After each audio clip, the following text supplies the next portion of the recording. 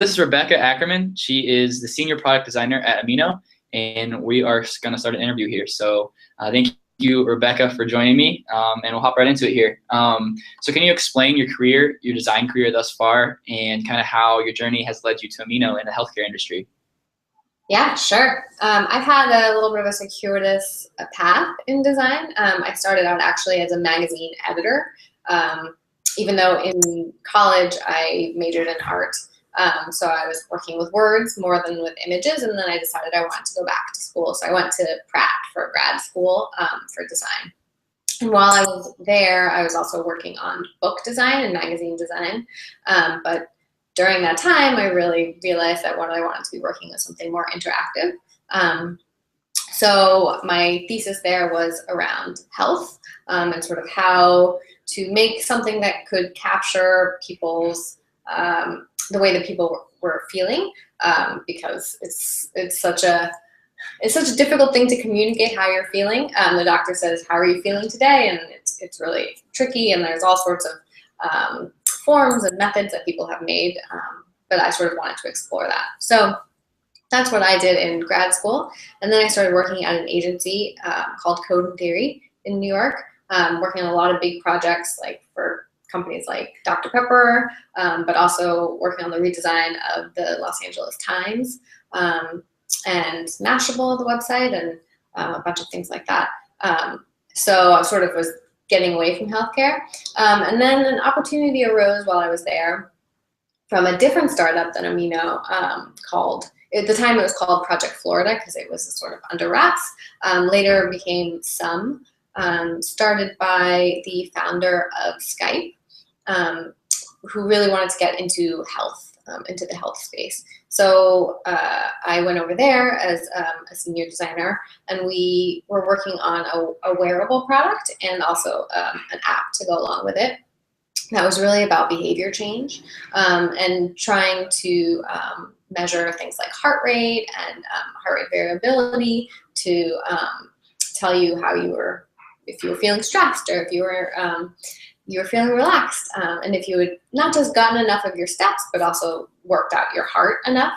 And so we were really trying to sort of dive into something that a lot of other wearables were doing, is get the longitudinal data instead of just the episodic data that was available at the time. So I was there for 2 years, working on a mobile app and also UI for the wearable, with a fantastic team, people from Foursquare and Google and all over the place, and it was great. And then we unfortunately got shut down before we were able to launch. And I think part of that was that we were working on hardware, and hardware is really hard. So that's really what got us in the end. So I decided to get away from hardware, but I really wanted to stay in the health space. And I think one thing that I really liked about Amino when I was looking around was it was really about decision making and really helping and empowering people to make better healthcare decisions. And the rich data was also really appealing to me, because while I was at Sum, we were really talking about the quality of data streams, and having that as as a company, it's really valuable because you really want to have access, your own storehouse of data. But as a user, as a consumer, is really valuable because we always talk about big data, but it's pretty scary when people talk about it in that way. But really, it can be used to help you. Your own data can be used to help you. So that was really appealing to me about Amino. And so what Amino does, just to be clear, is we are trying to help people make better healthcare decisions. And what that means right now is helping connect people with the right doctor for them. So what that really means is the doctor that has the most experience with people with their needs and people like them. So the example we often use is asthma. So you're looking for a doctor to treat your asthma. Well, the doctor that treats asthma in a 5-year-old is very different from the doctor that treats asthma in a 60-year-old. So if you're just going to be Googling asthma doctor, you might come up with something really wacky. So we're really looking at what happens in the patient-doctor interactions in the hospital or the office setting, and seeing who the doctor is actually treating and how much experience they have with that exact complaint. And the reason that we're able to do this is we have a lot of insurance claims. So we can look at which doctors are treating which types of patients for which types of conditions. So right now what our product is a doctor finder, but really what we're trying to build on that and offer many more axes for people to be making decisions around their healthcare. You have been a designer at an agency, right? Code and Theory. And now you're working on a product at Amino. Can you kind of highlight the differences between the two and maybe some things you liked and disliked about both or challenges? Yeah, absolutely. I mean, they are very different. And in some ways they're sort of the two poles of design. I think the exciting thing about working at an agency is that you really get to walk into the place and say, I know how to fix all of your problems. And you get to work on really big problems and a really interesting point of change for companies. So for instance, with the LA Times, you know, that is an organization that has won Pulitzer Prize after Pulitzer Prize, is really an important piece of California history, LA history. The people that we got to interact with in the newsroom were just amazing at what they do. So to have this institution say, we want to change the way that we do everything digitally was pretty amazing. Wow. And yeah, and so it means you can walk in and you can say, we're going to reimagine this amazing institution, but with a digital form. So it wasn't just about what the newspaper looks like online. It was about how you publish stories online, the pace of stories, the types of stories, the way that the home page can change over time, the way that you can take a user or a reader from one story to another story and what that linkage really is. So I think that in agencies you get to work on those sorts of problems and then you get to walk away. So yeah, exactly. So they've undone some of the things that we did over time. They've made some tweaks that I wouldn't necessarily have. Yeah, how frustrating is that? I do freelance, just small websites, obviously not the LA Times or anything cool like that, but you have design in mind and you see it so clearly in your head and then you publish it, it maybe looks good for a day and then something gets changed. Yeah, exactly. And I think that's the appeal of working at a product, is that you get to stay with it and you get to really make sure that your vision is realized and you can keep iterating on it too, because we had a lot of hunches when I was at an agency. We would say we really think based on the research that we did for another project or based on the research that you have done here that this is really going to work. But we weren't then able to test it after the fact and iterate on it and really meet user needs based on what we put out there. And I think that's a really great thing about working at a product, is you can say, here's what we think. And now users, what do you think? And you can really make sure that you're hitting the things that you thought you were going to be hitting. So that's very appealing about a product. I think that the challenge of working on a product is that you have to stay. So with an agency, you can just come in and you can make a big splash and then you can walk away. But at a product, there are a lot of unsexy pieces of the puzzle that you have to be working out and really continually tweaking in order to get it right. So I think you have to have some patience and you have to have a tolerance for phasing, which is not really something that you have to deal with when you're at an agency. Everyone has problems with healthcare in some sense. Do you have that kind of story? Yeah, my younger sister has had chronic health problems her whole life. And now my parents are older also, they're in their 70s. So they're starting to be experiencing health problems as well. So I would say, like, for the past decade, I've been thinking about healthcare and how frustrating it is to interact with the system and how frustrating it is to get sort of continuous treatment or sort of a cohesive system of care, which is really difficult. You have these sort of episodes where you're interacting with the healthcare system, but it's very hard to string them together into something that actually makes sense, which is also something sort of we're working on in the background, and Amino is sort of looking at an episode of care. So yeah, I think everyone has a personal experience, and I do as well, sort of trying to, I was living in New York for a long time and now I'm living in San Francisco, but my family is in Texas. So even trying to know and be in contact with the doctors that are treating my family in Texas is ridiculous. what are some challenges, I guess, with regulations and with all that? Yeah, I mean, there are a lot of regulations and we have to work within them. So, you know, a lot of things that are really important to us about patient privacy and making sure that we are keeping people's information safe and secure. And I mean, that's important to us as a consumer brand, just as it is important to us as individuals. So I think, you know, we don't worry too much about those because they really tie into what we're trying to do. So those aspects of like regulations aren't really difficult, I think, to design around. I think the stuff that's more difficult to design around is data and the limitations of the data, I think. So some of that can be related to regulations. You know, all of our data is de-identified, which we wouldn't want it any other way, of course, but it does make it difficult to do some things with it. Explain what de-identified means. Sure, it just means, you know, we don't have, we know, we can see the claims for a patient, but we don't know the name of that patient or the location of that patient or anything like that. So that means it's a little harder to create a clear picture of one healthcare consumer's journey throughout their life, which is something that could make an amazing product about cohesive care. But it's essential to making sure that all the data is really private and nothing is happening to people's really precious data. But I think, you know, there's all sorts of things about data that you understand once you start to work with it. One is that humans input the data.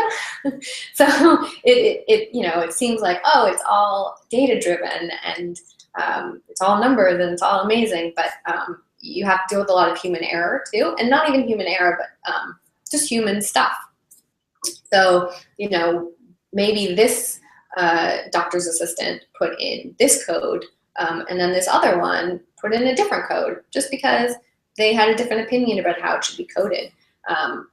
And connecting those two is really hard. So things like that, I think, are tricky to design around. I think the other thing that's tricky to design around is a lot of caveats that come with data.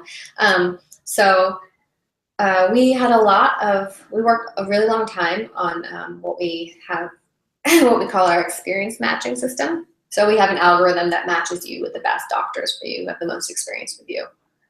And that means that we're looking at all of the patients that they've seen over time, and the number of patients they've seen who have your age, your gender, your condition, and then also your preferences if you select filters and things like that. And studies have shown that doctors with more experience with patients like you perform better. But you know, like with any scientific study, there's tons of caveats, and people like you is a really tricky thing to say without saying what like you means. So we've done a lot of different experiments with how explicit we are about what that means. You know, we had actual patient counts for a while, then we pulled back and got rid of the patient counts because it was actually creating more confusion than clarity.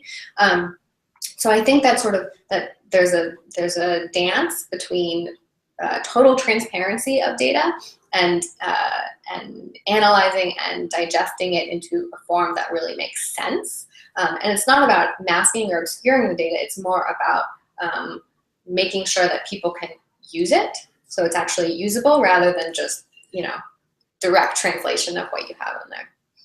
Yeah, really creating actionable data and insights at the right time, right? Inside the whole user flow of the experience, right? Yeah, definitely.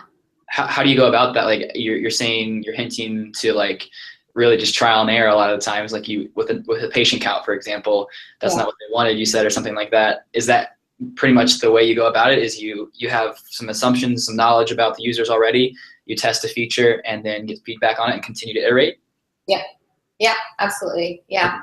And, you know, and people always say users don't know what they want, but so you just have to be very careful about how you're interpreting what they say. So it doesn't always mean that they hate a feature, it just means that they don't understand the meaning of that feature because you haven't given it to them in a way that's understandable. Yeah. Yeah, so we heard a lot of feedback about the experience match in particular, and I'm not really sure why it's important. It seems like it's important. What does this number mean? And so we've taken at it and tried to push out something that wasn't a direct translation of the feedback, but was sort of we did more work before we gave it back. Yeah. How do you go about getting user feedback? You're in San Francisco. You have your design team based, I'm assuming primarily there, but you have patients and users all over the country, correct? Yeah. How do you go about collecting that insight and talking to real users, I guess? Because you're saying it like you can't just rely on what they say, but you also need to watch what they do, see how they engage with your product. How does that process work for Amino and for your design team? Yeah, I mean, we use a lot of things like usertesting.com, where you can actually see videos of people engaging with the product, and they pull from people all over the country, and if you want it, all over the world. And that's really been super useful because it means that we can also target the type of person that we're interested in. So if we're using a pregnancy use case, we can find people who are actually pregnant or who have been recently actually pregnant, which means that they have real insight into how they would be looking for a doctor, as opposed to sort of putting themselves in the imaginary land of looking for a doctor. I think that's something we talk about a lot. We really want to make sure that we're talking to people who actually have these needs and who are really making those decisions, because you make the decisions in a different way than you think about making the decisions. So usertesting.com, we use Google surveys and SurveyMonkey and things like that, things so that we can get like a big pool of feedback and really look at it from a little bit of a quant perspective, and then with user testing, much more of a qualitative perspective, but making sure that we have diversity of location, but also targeted the type of people that we're trying to get feedback from.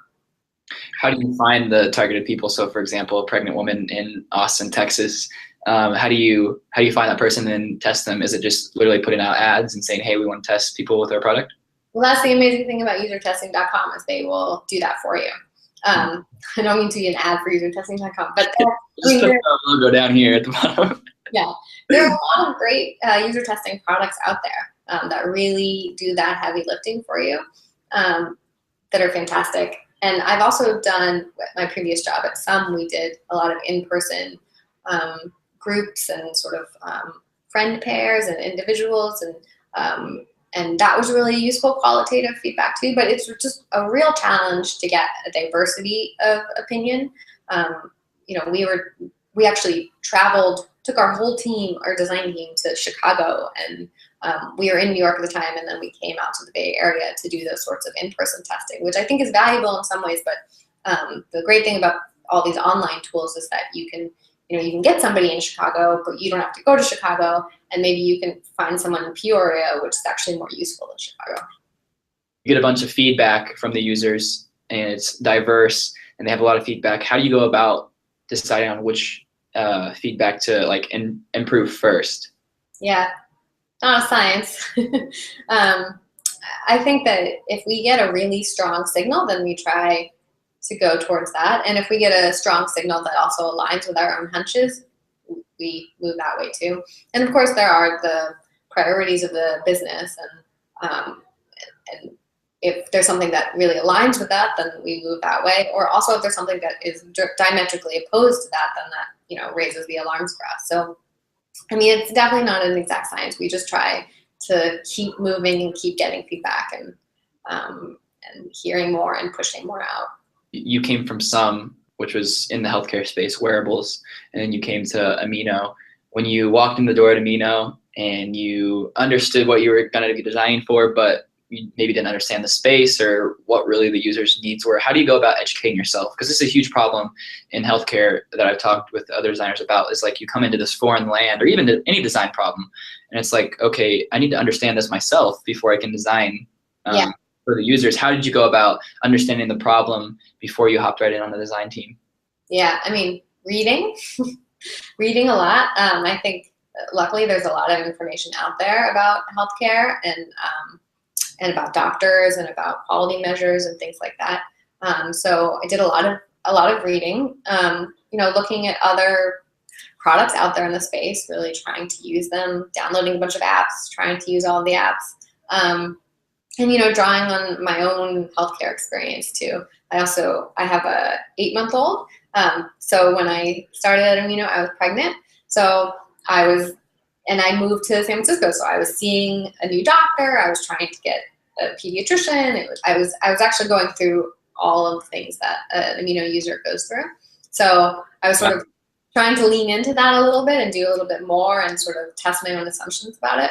So, I think the thing to do always with research is to read as much as you can, to use as many products as you can, but also to try to sort of exercise your empathy muscle and get out there and just experience what these users are experiencing. I guess going to the design team specifically at Amino, how big is your design team? How are you functioning as a design team within Amino?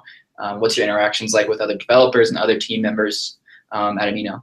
Yeah, sure. I think, this is a process that we're still working on.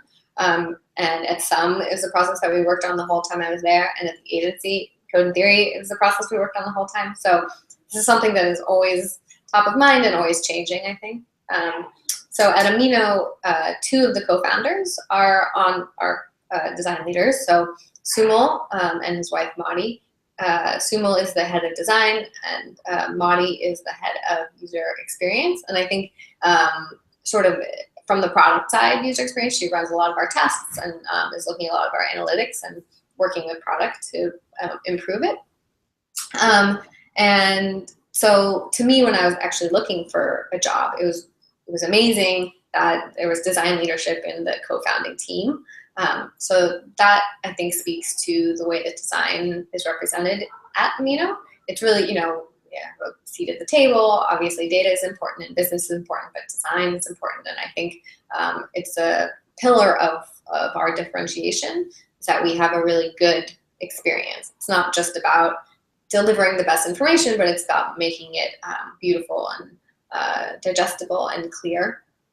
So part of how we make sure that happens is we are just working really collaboratively all the time amongst all of the teams. So, and I think everyone will say we have an interdisciplinary approach. What's your design process like at Amino?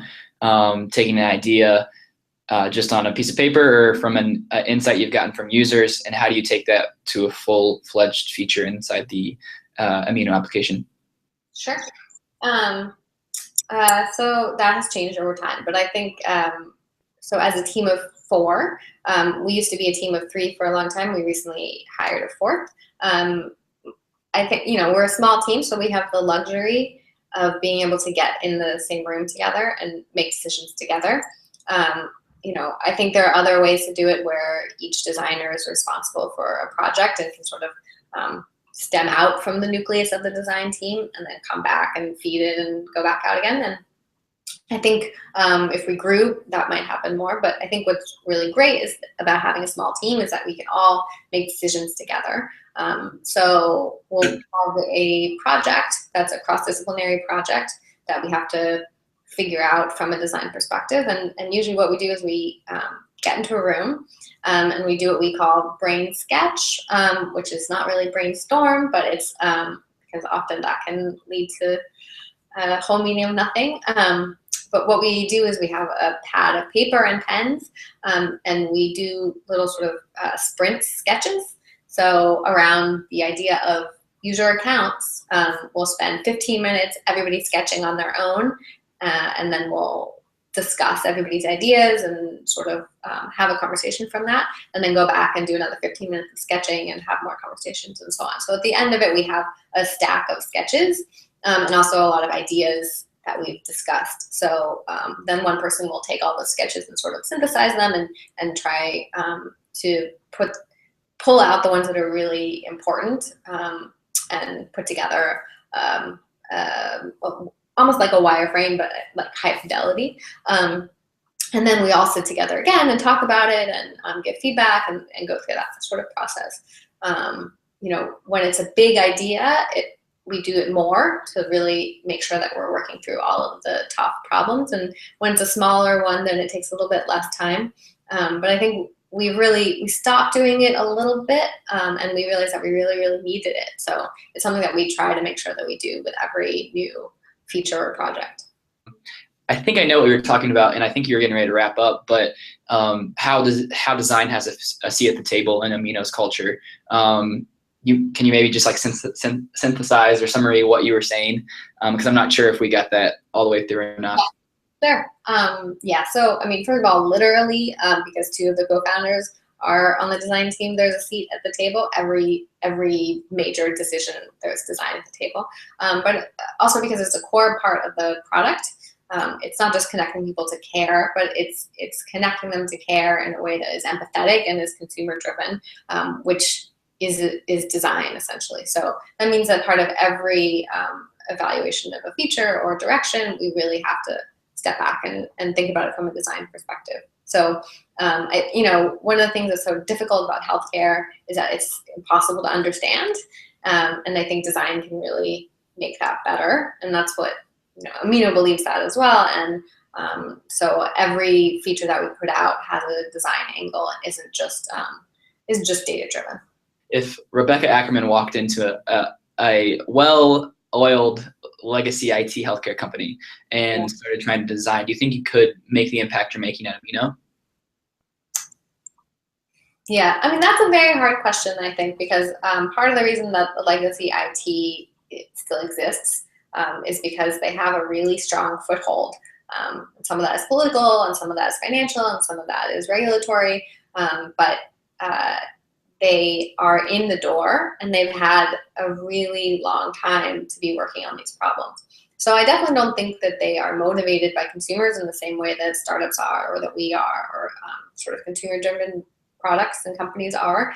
But it doesn't mean that they aren't successful. I think that it's hard. It's a question of reach versus effectiveness. And I think that one of the benefits of working at a startup is that you can be more effective. I think reach is the challenge. So a company like Epic has contracts with all of the hospitals and can reach all of the doctors and all of the nurse practitioners, and they can learn a lot from that, and they can also affect a lot of change. But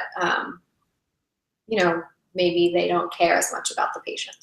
With those companies, they have a lot of data, and you're talking about reach. Have you found that those, not Epic, but any healthcare companies, are they willing to work to kind of help give data and help this process improve, or is it kind of challenging, and is that a pain point? I mean, I think it's always, data is always tricky, and I think an industry as competitive as healthcare is also really tricky. There's a lot of money on the table, and people who already have a foot in the door are trying to keep their foot in the door, and other people are trying to get in the door. And so I think it's a competitive landscape. So those sorts of partnerships are really tricky. And there are ongoing conversations around data privacy, and what it means, and like Apple unlocking the phone and not unlocking the phone. I think it's a part of the national zeitgeist, as it should be, but I think it's still just a really tricky area. What's the process look like for Amino with doctors' offices? Are you in constant contact with the offices? Are they excited that Amino's kind of designing this? And how does that interaction work? And how do you design your product based off the kind of hospitals and doctors' offices you're working with? Sure. We're actually not working with doctors' offices and hospitals right now. We're just getting our data from our claims. So that was a calculated decision, which is that we are a consumer company, and a lot of other doctor finders out there are really working with the doctor's offices in a way that we feel it negatively affects the consumer experience. So we want to make sure that we're really aligned with the consumers. And we do have ways that doctors can reach out to us, and we have reached out to doctors in the past to sort of get validation. And we have not just doctors, but heads of departments on our board, and we're making sure that we have medical validation for everything that we do. But in terms of like the business of a doctor's office, we're trying not to serve them as much as we are trying to serve the patient. What advice can you give to young designers like myself, or designers maybe designing at a healthcare startup right now that are seeing the problem, it's kind of intimidating. Healthcare is intimidating from the outside in, but you're right in the heat of it. You're right in the middle of it, trying to fix this problem. What advice can you give to maybe the young designer and also a design team that is a young startup? Yeah, I mean, it's really a thorny problem, and it has a lot of different areas of it too. So it's not one thorny problem; it's 100 different thorny problems. So I think the only thing to do is to know that everyone's trying to figure out, and nobody knows the right answer yet. It's a messy time, which is really great because it means that you can get in and you can get some experience and figure out the way that you want to approach it. I think also taking risks is really good at this point because it's such a messy environment. You can take big bets because there's no sure path forward right now. One thing that we like to talk about a lot when I was at Some in hardware is that there was a time before the iPod where there was just a lot of crappy devices out there and everyone's trying to figure out how to make the perfect one, and then the iPod came out and it really crystallized everything. So in healthcare, there isn't an iPod yet for a lot of different problems. So I think it's exciting. It's an exciting time, and it means that you could be the one that makes the iPod for healthcare. And I just think it's a great time to jump in, and it's a great time to take risks, and there's no real reason not to. Thank you so much for what you're doing at Amino, and thank you so much for taking the time to talk to me.